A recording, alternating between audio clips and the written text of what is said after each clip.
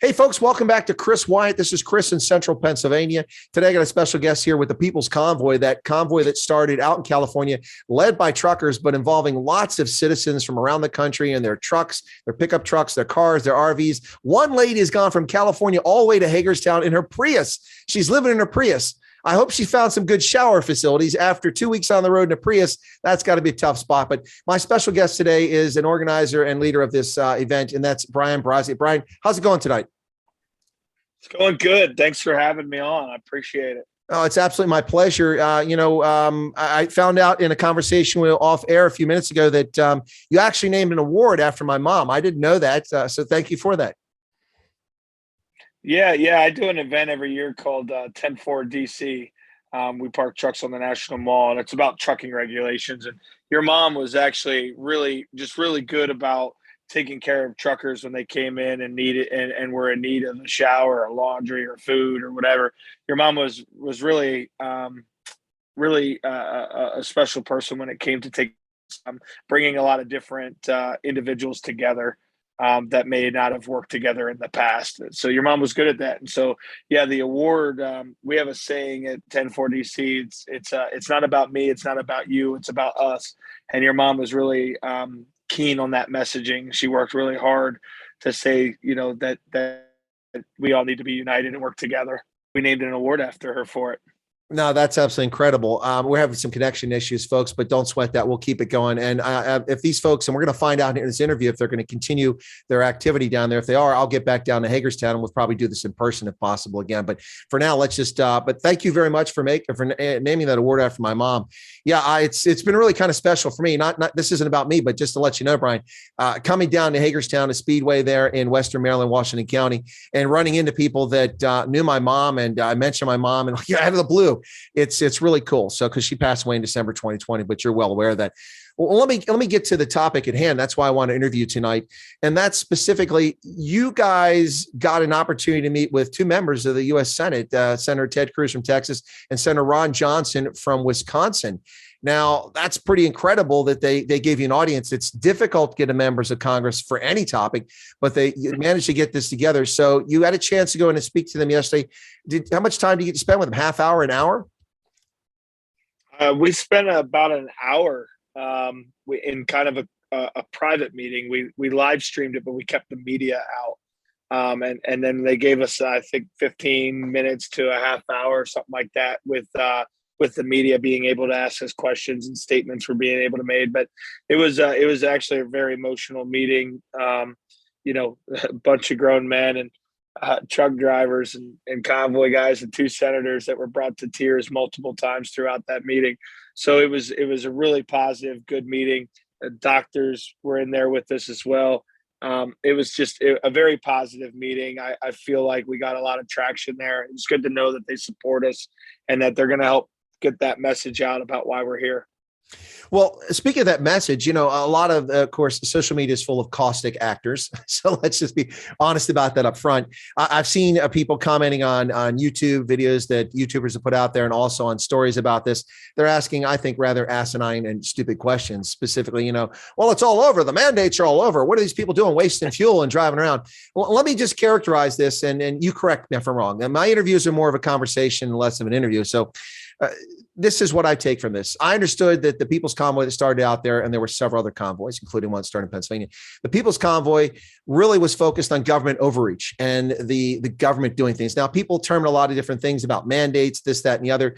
But it seems to me that this convoy, and this is where I want you to correct me if I'm wrong, was about our government overreaching its constitutional limitations and imposing things on the public, like this national emergency, which has been extended for another year. Trump started it, and Biden has continued it now for another year. And this is after he just declared victory over this situation. He basically had a speech where he spoke in the State of the Union. He said, "Well, my words, not Biden's, but hey, we've pretty much done this, and I get all the credit. I got everybody jabbed, and and now all the mandates being lifted, and that's all because of me." So the guy's declaring victory, but he's extending the emergency. So, have I missed it? Or is that a fair characterization of what this is all about without getting all the specific details of things? Yeah, you pretty much nailed the nail on the head. That's pretty much it. I mean, it gets a little more detailed in other aspects of it. But yeah, you've pretty much got it. I mean, the bottom line is, we're looking for accountability as well. We're looking to see through bipartisan investigation and hearings who is responsible for the pandemic issues that we've had, where it originates from, all that good stuff. But then on top of it, the federal government's response that allowed them to strip us of our freedoms like they have. So yeah, government overreach is the best way to put it. Definitely. Yeah, you nailed it. I can't really say much more to it. You nailed it. Took the words out of my mouth. Well, I'm going to get to what comes next and what's going on now. But before we get to that, I just wanted to raise a topic and get your thoughts. Now, were you able to be with this the entire time from California to Maryland, or did you have to drop out, or were you there the whole time? No, I've been here the whole time. I've been a part of this convoy about 3 weeks before it started. Well, yeah, there had to be a lot of organization ahead of time, I imagine. Yeah. I'm one of many organizers. I somehow kind of got thrusted into the front of it here, but I'm by no means the leader of it, as some will try to paint me as sometimes. But there's a team of people. I got 2 of them right beside me right now that are on their phones working away while I'm doing this. It takes a lot of work and effort in this. And we started about 3 weeks before. So we had about 3 weeks to put this bad boy together and get it rolling down the highway. And it's taken over 30 people, at least, in the organization, the core organization of it. Multiple nonprofits that got involved as well. Some of which aren't a part of it anymore. Some of them are. New ones have come on. Some have left again. So, it takes a lot of people and a lot of talent to put something like this together. And so I've been with it for 3 weeks prior. I started in the convoy in Adelanto Stadium, Adelanto, California. And now we're sitting here in Hagerstown. I went all the way across the country with it and been worked the convoy the whole time. I didn't get to enjoy it, just cruise along. Looking at maps and alternate routes and monitoring police scanners, monitoring communications, constantly. But yeah, it's been a heck of a journey. Yeah, it's a heck of a logistics achievement. Whatever people say about this convoy, they can say good or bad. If they're honest, at a minimum, they got to say this was a hell of a coordinated effort. I mean, there have been no major incidences, no violence, no major accidents that I'm aware of. There might have been some minor ones, I don't know, but I mean, that many people traveling so far across the country. And this is where I want to get to next to ask you, Brian, is that I talked to Stan, who goes by Sassneck. He's a YouTuber. He's a trucker that's involved in the convoy there. I'm sure you know who he is. But Stan and we did an interview the other night, and Stan said, when you came back from the Gulf War, remember how everybody was so enthusiastic and they were all, yellow ribbons and they were all in and supporting the troops and all that. And I said, yeah, I remember it, but that didn't happen to me because I went back to Germany. Nobody cared that we were the Gulf War. But his point was that remember the enthusiasm, the respect for soldiers and for our military and Marines and Navy. I said, yeah, absolutely. I got you. He says, I've been a trucker for 35 years and you go places. We don't want you parking here. We don't want you there. We don't like truckers. We don't like this. And he said, at times it's disheartening, but after 35 years being involved in this convoy, and he joined it in Arizona. He didn't initially join you guys, but he saw the convoy coming up and he's like, well, okay, I'm going to join in. And so he traveled with you the rest of the way. And he said, he had that feeling from Americans on overpasses, people who jumped in the convoy in cars and trucks and RVs, waving flags and banners and signs. And every time there was a rally point, a rest halt, Stan says he got that feeling and he had a renewed sense, my words, not Stan's, but a renewed sense and faith in American patriotism. So my question to you, Brian, with that big buildup is that the sense you also got that because the media hasn't been covering this story. It's almost as if it didn't happen.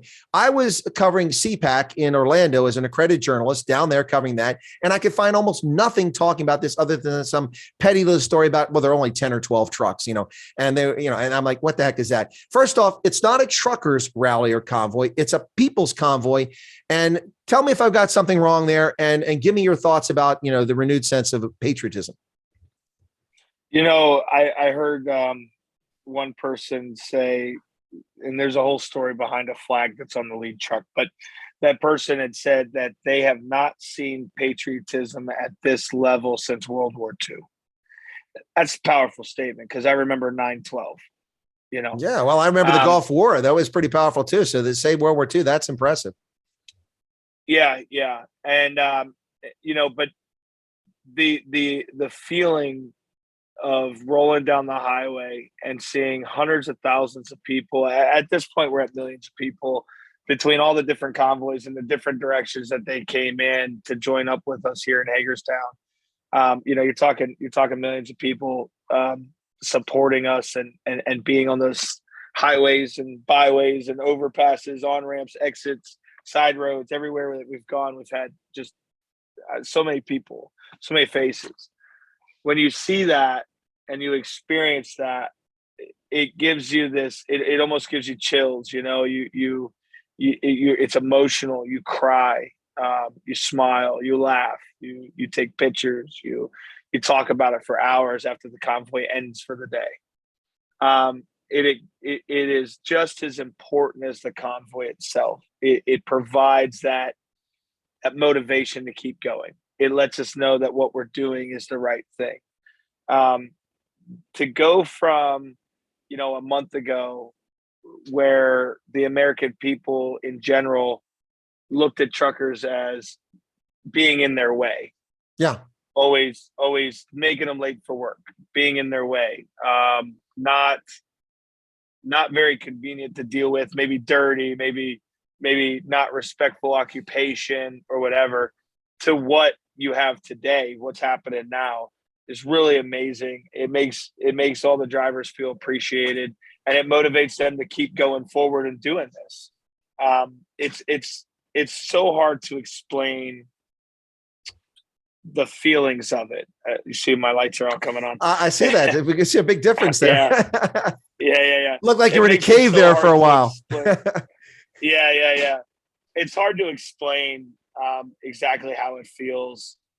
The only thing I could say is you have to come down here to really get it, to understand it. But the American people have been completely supportive, and in fact, people around the world have been supportive of this. And to just think of what life was like just 3 weeks ago to today is night and day difference for the trucker, for the American trucker. No, it's amazing, and of course, we'll talk about the Canadians here shortly. But let me tell you, when I came down there on Saturday and did my first live stream, I went out and I looked for people to talk to, and I went to a group of people that were talking, and I said, "Hey, can somebody want to go on air?" I told him who I was, handed my card, and said, "Yeah." And so one guy came over, and we tried to get away from music so I wouldn't get a copyright claim from YouTube because music was playing. So we walked over. I still got one, but anyway, so we started doing the interview, and he's from New York City. Came down from New York City to Hagerstown to join him at the events. And he's an artist, not exactly the sort of stereotype you'd expect to find to show up for this event if you follow stereotypes. And we're talking, and he was all about, it's about this restrictions on freedoms and liberty. And by the way, he's black, so that just happened by happenstance. He was with three white guys, and he was the one guy who wanted to talk to me. So I went down, walked through the row where trucks were parked on Saturday, and very tightly parked down there. There's probably at least 1,000 semis, if I can count well, if not more. And I found a group of guys next to Sinai City, Indiana, which got my curiosity. I said, "One of you guys want to come on?" This guy said, "Yeah, I'll go on." So we move over to get away from the truck because, guys run their trucks all the time. And we get over there, and I get him, I start talking to him, and he's telling me about he's a father of six. He's an independent owner operator, which many people there are. And he said he felt compelled to do this. He doesn't want a country where his kids are constrained, their freedoms are taken away. So it was important to do it. He said he get a little grief from his wife, but she supports it anyway. So he said, "Yeah, and because I'm mixed." I said, "Mixed? What do you mean mixed?" "Oh, I'm Nicaraguan and Anglo." "Oh, so Hispanic, okay. And you're from St. Louis." So we went from New York with a black American who's supporting this to a Nicaraguan Latino American in St. Louis. And then I found another gentleman. The next person interviewed was from Tacoma, and he's a white guy. So we got the entire breadth of the country in just the first three people I talked to. I found it being incredibly diverse. And oh, by the way, for those who don't know it, there's a lot of women driving trucks at this rally. I saw a lot of women driving trucks, and I took note of that. But that's not uncommon. The trucking community with 3.5 million CDL drivers in America is incredibly diverse. My mother used to talk all the time about the Sikh community from India that's involved in trucking, 70, 80,000 Sikhs. I think a lot of people have images of truckers look a lot like you or like me, but my experience in general and down there in Hagerstown has been that there are a lot of different people involved in trucking, and they're all very patriotic and they care about this country. Any thoughts on that? Yeah, I mean, again, you're pretty much hitting the nail on the head. Exactly that. Trucking, it's my belief, and many others, that trucking is the most diverse industry in the country. The trucking represents everyone. Everyone. It truly is the melting pot within the melting pot of the United States. It's the ladle. You scoop into the Scooping melting out the pot, and you soup. pull up the ladle, and you got a little bit of everything, right? That's trucking. Um, to see all of those people come together, to see the women drivers, the team drivers, the Sikhs, the blacks, the gays, the whites, it doesn't even matter. I even hate saying all that, because to me it just helps create divides, putting people in categories. To see truckers, Yeah. to see American truckers come together like they are is absolutely amazing. But this convoy isn't just truckers either. Right. It's the RVs, the motorhomes, the cars, the motorcycles. Something I say all the time: if there is a golf cart that can keep up, bring it on down. But not only that, we have doctors that have joined along, that are down here showing their support, that believe in what we're doing. We have flight attendants, we have nurses, we have teachers, we have law enforcement, off-duty officers that come and visit us for a day or two. There's all these people that come in support of this, that bring that diversity to what we're doing here. It really just shows that this is truly the people's convoy, that this is truly a movement of the people. It don't matter if you lean to the right or to the left, you're welcome here. It don't matter if you're far right or you're far left. If you could put those differences to a side because you believe in the Constitution, or you believe in just your human rights, this is a place for you. They can go back to hating each other when this is all said and done, but we got to get this done so that you have the right to keep hating each other. You know what I mean? Yeah, I got you. It's funny, or not funny, but it's apropos that you mentioned the Constitution. I noticed on your forearm a tattoo there that looks very similar to a document with a preamble. It says, "We the people, in order to form a more perfect union." I see that right there. It seems to me that must be an important focus in your life, that you would put a tattoo on your forearm, the preamble to the Constitution. It is. I mean, a lot of people will just say "we the people," but to me, that preamble, it's not just "we the people," it's that preamble that really says the importance of this document. It means the world to me. It is everything it's everything I live by. It's God and then country, but this is why I'm standing up. This is a big part of it, to protect this document that allows my children to continue to grow up in a free country, that it allows my grandchildren, my future great grandchildren, allows them all to grow up in this country peacefully and freely. It's a driving force to me. Not to mention, I put on the uniform for a period of time, and I swore an oath to protect the Constitution of the United States.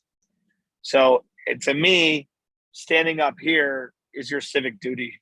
This is your civic duty. And, I understand not everybody can come down here, which is why I encourage people to go to their state capitals. Then, we need the help anyways at the state level. Go to your state capitals and start pressuring your state governments to stand up. Start pressuring the federal government through the state government. Put the pressure on the state government. That makes the state government pressure the federal government to end the state of emergency.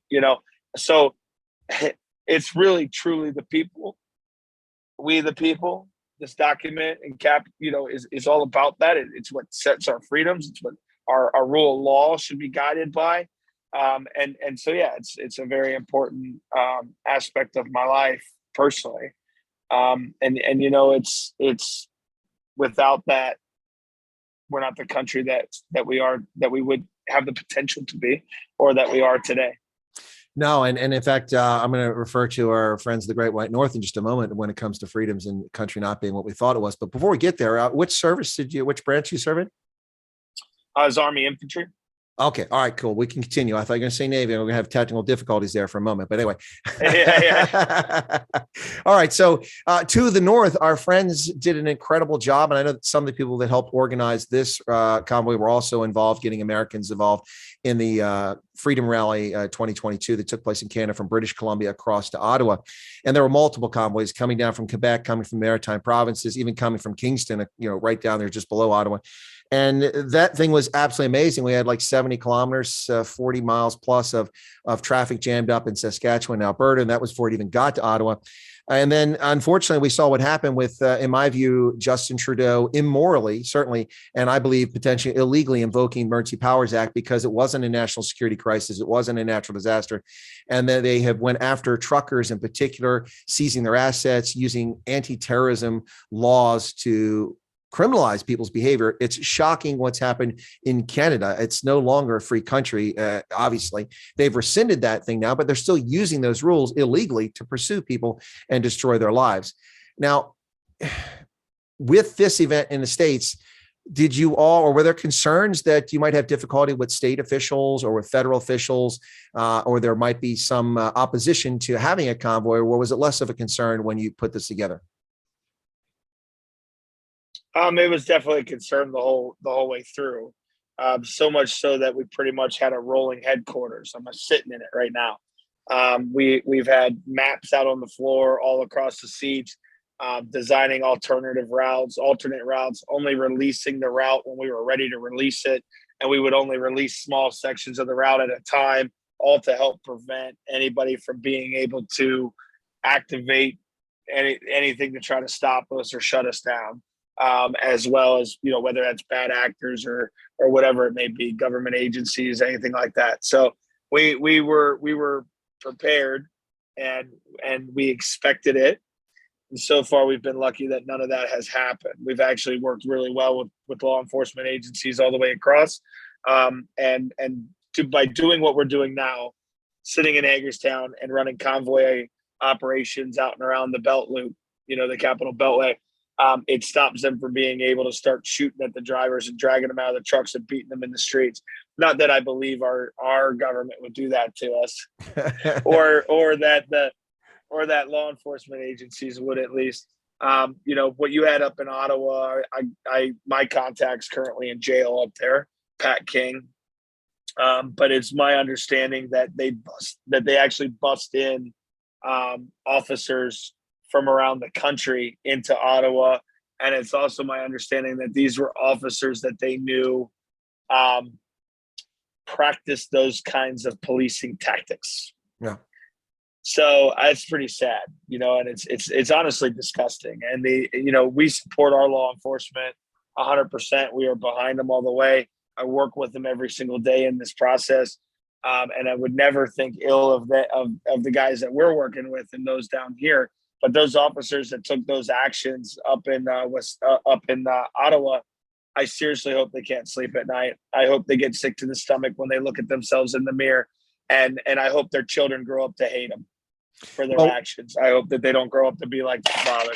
Well, one thing we don't know, but I strongly suspect, is that we know that the police chief in Ottawa resigned after several weeks of not taking that action, and he was replaced by someone more compliant and willing to take those actions. One can only speculate without knowing for sure that I suspect that he was unwilling to take such horrific actions against law-abiding citizens. The one regret that I had with the Ottawa thing is it was a shame from my perspective, but it's not Monday morning quarterbacking, but people could claim that is. But at the time I said it, I would have been, I think, better if, rather than set up camp downtown. I know truckers were parking in space on the side of the road, but you've been in urban areas, a truck with a trailer on it, you can only get one or two of those through every traffic light. So you could probably accomplish those goals in Ottawa by, being in traffic and two trucks get through, and you drive around, and rather than people setting up camp and having barbecues and stuff like that. But anyway, I suppose that's Monday morning quarterback. It's really sad to see what happened up there.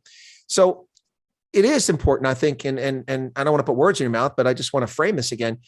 Working with law enforcement, I think, has paid off dividends for your convoy. It appears to be the case. You've helped avoid issues. And also, I think paramount here is public safety. I mean, I imagine you're concerned about public safety. You know, you get drivers who get angry at other drivers and they'll pull in front of somebody and slam on their brakes, you know, and you see that in privately owned vehicles, but you also see it sometimes with truck drivers. And I see people do that. I'm like, you're not too bright. Do you realize how big those trucks are? And if the driver doesn't have time to stop, you know, you ever been run over by a tank? I saw a car run over by a tank in Germany when I was a young soldier. Wasn't a pretty sight. But my point here is that public safety is paramount. And has that been one of your key focuses in trying to keep this a safe event? Yeah, absolutely. I mean, not only for the motoring public, but for the folks in the convoy too. You know, I got young children that are in this convoy. There's babies here. There's families that are homeschooling in some of the RVs. You know, there's a lot of people here who are, you know, that I just don't want to see anything happen to. And of course, with the motoring public, we're doing everything we can to protect their safety. You know, today we had inclement weather today, so we chose not to convoy today just because we didn't want to add to the unsafe road conditions. You know, the roads are wet, they're slippery. We had sleet today, you know, so we made that decision to not put out the convoy on the road today. We're doing everything we can to be as safe as possible. And law enforcement's working with us, and I think because they understand that we're trying to protect the motoring public as well as our own folks that are involved in this convoy. You know, we negotiate what we want to do. We work with them. They can't facilitate anything, but we tell them our plan and they give us advice based on our plan on what they think would be the best course of action. And we take it into consideration. We don't always listen to them, but they at least always know what our plan's going to be before we do it. Well, that's good for coordination. You know, I think it's important to note, and you can correct me again if I'm wrong about this, because I've watched the convoy when it's traveling. And when it goes around the Beltway in DC, people go, oh, look, there's 80, 100 trucks. That's it. That's all that came out. I watched 4 minutes of a live stream the other day with Sasnak. He pulled his rig over, and 4 minutes, I counted 128 trucks, but I counted over 500 vehicles in those 4 minutes. I could have gone longer. I didn't go longer. My point was that there were people with flags and with banners in pickup trucks, cars, RVs, a Prius, everything under the sun that were part of this convoy, all the folks in that lane. So I think if you're driving around the Capitol Beltway, you should remember that it's more than just the semis out there. Cars are involved in it. They're actually a far larger number of them than semis. Is that a fair statement? Yeah, absolutely. I mean, this convoy makes up everybody. It's the people's convoy. So you can sit there and be worried about our truck numbers, but that don't matter. It's not a convoy about truck. Might have been truckers that stepped up initially to start this process, but the difference is that we're the people's convoy. So there's RVs, motorhomes, camper vans, cars, motorcycles. There's so many people involved in this convoy. They look at it and maybe see 200 trucks and they think, oh, that's it, you know, but really there's 1,000 some vehicles in the convoy. One of the biggest reports we got was in Oklahoma. The Oklahoma State Police said that we were 7,000 vehicles long at one point, and we stretched 30 miles. Wow. At 7,000 vehicles, we were stretched 30 miles. I know another point where we were 64 miles in length going around the Beltway. That means our lead vehicle met up with our last vehicle. Nose that to meant tail. our last vehicle, even though we were looking at the last vehicle, they were an hour behind us on the Beltway. Yeah, absolutely. So well, yeah, they can say what they want about it, but come down here and see the facts. Well, the bottom line was the DC Capitol Beltway. That thing is a pain in the butt, regardless of the hour, regardless of the day of the week. I've driven at 2:00 in the morning and I've been stuck in traffic before. It's a pain. But so I think a lot of people, Brian, and we'll wrap up here shortly. Thank you for your time. I want to thank you, very generous with it tonight. But a lot of people are probably a little confused, and that's why I want to get some clarity here.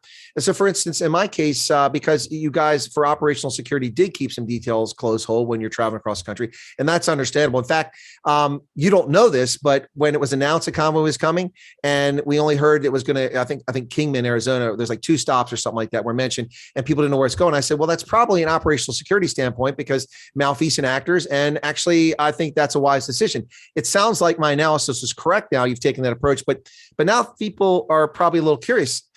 Isn't it over? I mean, you guys went to DC, you've gone around on Saturday, you've gone around on Sunday, you've gone around on Monday. What's going on now? So you also got a chance to meet with members of the Senate, which is pretty incredible. That's a rare thing you get to do. So what comes next? Is it wrapping up tomorrow? Are you there for a day, a week, a month? Is there no timeline on this? And what's the plan going forward? Or is there a plan that you can share with the public? We do have a plan. We have a strategy. We'll put it that we have a strategy. We are conducting meetings with House members and the Senate.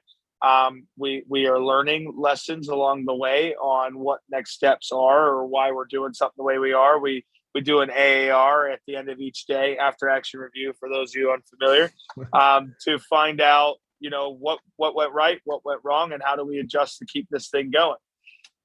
What I will tell you is that there is no end date to this, because we're looking for certain things to take place. We're looking for the beginning processes of accountability that we're looking for, bipartisan congressional hearings and investigations to the things that we mentioned earlier in the program. We're also looking for the end of the state of emergency. That state of emergency has to happen before we can even think about leaving here. And then obviously some of the mandates that are out there, getting an end to those. Some will say, oh, the mask mandates are rolling back, you're winning, there's no more mandates. It's wrong. There are lots of mandates still in place for the medical industry, for our pilots, our flight, the airlines, for our healthcare workers, for our school teachers, for federal employees, for the DOD. There's a lot that is still out there. There's a lot going on in some of the states still. And we're not done until we get what we're looking for. Now, that means that new people have to come in and help keep it going while other people go back to work. The people that left to go back to work will have to come back in to get the other people back out. We'll be cycling people through.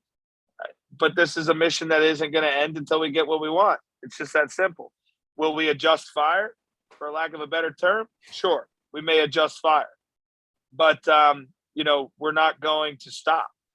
We're not going to stop putting the pressure on them. We're not going to stop pursuing the freedoms that we're seeking. This is going to continue. We're going to Charlie Mike this all the way along. Lots of Army references there for those of you not in the know there, about adjusting fire and after action reports and many other things. But yeah, no, listen, Brian, it sounds very interesting. One thing I can definitely say about my experience there in Hagerstown at Speedway was a lot of enthusiasm, no matter who I ran into, whether just folks who came in from Maryland or they drove down from Maine. I met people who drove in from Maine just for the Hagerstown piece. And I'm sure you saw this all over the country, but it's really interesting. And for me, I'm not part of it. I am reporting on it, but I don't know. Who knows? If you go on long enough, I might find myself driving around the Beltway in that lane. But for the moment, I'm just reporting on this and trying to be objective as possible. But it's kind of hard to be objective when I find out that my mother's flag was carried in a cab during that. And then the guy who, that was one driver. And then my sister linked up with a convoy and spent time with that group of folks. And then also linked up with someone else in the convoy and then drove with her car, her POV, privately owned vehicle, from Columbus to Cambridge to be part of it. She said it was unbelievable. She's so enthusiastic. And then, so I've kind of been drawn into it and I wasn't even trying to. So I think that says something about America. It also says something about the trucking industry. I've told people repeatedly, whether you like truckers or not, it really isn't germane to the issue. The bottom line here is that without truckers, you won't be eating. You won't get a Blu-ray. You won't get deliveries. You won't get anything. Every single thing, unless you pick it in your yard or you drive to a place. And if you drive to a place, then a trucker brought a tanker and filled that fuel tank that you got at the exile station or something like that. But if you go and pick your own raspberries at the local farm, that you picked them, but you got there because you got fuel from a trucker. So the point is that truck drivers are the lifeblood of the country. Sure, we have the best rail network in the world, the most efficient when it comes to freight rail, but freight rail only gets stuff so far. That last mile or miles have got to be taken by truckers, and they make a big impact in the country. So I'm not trying to puff you up and say we love truckers, but I'm just trying to say that people should appreciate the role that those who are CDL drivers in this country really play in our nation about getting things from here to there, because without them, we'd go hungry. Yeah, absolutely. I'm glad to see people understanding just how important the truckers are to our economy and how important it is to supply the nation with their goods. Trucks shut down 3 days later, everybody's starving. Yeah, exactly. That's exactly right. It doesn't take that long, and people lose sight of that. They absolutely lose sight of that, Yeah. and they don't appreciate it. They just get frustrated when they're driving on the highway and they want to pass, and there's one truck after another. Well, that's because they're taking your stereos to Best Buy and they're taking your groceries to Safeway and things like that, or Kroger, depending on which part of the country you're from there. But Brian, you've been very generous with your time this evening. Brian Brase, I want to thank you so much for the time, and I look forward to a chance to talk to you about this again and see how things are going, get an update. And since it's going to continue, I'll make my way back down to Hagerstown, and maybe we can link up down there and touch base. Awesome. Thanks for having me. All right, folks. Brian Brase with the People's Convoy there in Hagerstown. I'll let you drop off, and I'm just going to wrap up here. Okay. Thanks a lot, Brian. Appreciate it. Yeah. Thank you. Folks, that was Brian Brase, who is one of the organizers of the People's Convoy that's currently at a rally point in Hagerstown. They've been there now since last Friday evening, if I'm not mistaken. So they're going to continue until they see some changes. That's their plan. They expect people to come, people to go, to be part of it. Some who traveled all across the country are still there. Some are gone. Others are joining the convoy with their ability, maybe on weekends, maybe during the week, but they intend to keep this up, and hopefully they'll have an impact. This is lawful action by American citizens, patriots who are concerned about the erosions of our liberty, or the erosion of our liberties, I should say. I got the plural backwards there. These are Americans concerned about the erosion of our liberties, and with good reason, with absolutely good reason. The federal government has overreached its step in many responses, but that's not new. It's been doing that since the imposition of the income tax over a century ago, the continuing growth of the federal government, which was intended by the framers of our Constitution, the founding fathers, to be constrained, powerful enough to defend this nation from foreign threats and domestic threats, and to administer the government, but not so powerful that it endanger or threaten our lives. That's why we have the first 10 amendments to the Constitution. And that first one is one of the most sacred, with the right to freedom of assembly, freedom of speech, freedom of religion. And that continues on, folks. You get to the 10th Amendment, the power is not specifically enumerated to the federal government or prohibited to the individual states, revert to the states. And that's why many of the things that the federal government and politicians have hoped to do to Americans have been impossible. It's been accomplished in different states, sometimes illegally, sometimes unconstitutionally, but it has not been something the federal government has been able to impose despite their best efforts, because their powers are constrained. These are American citizens hoping to constrain the powers of the federal government for the benefit of all Americans, even the hate-wanking trolls out there. Thanks a lot, folks. Appreciate you tuning into the program. If you're not a subscriber, you're just becoming familiar with this program, check it out.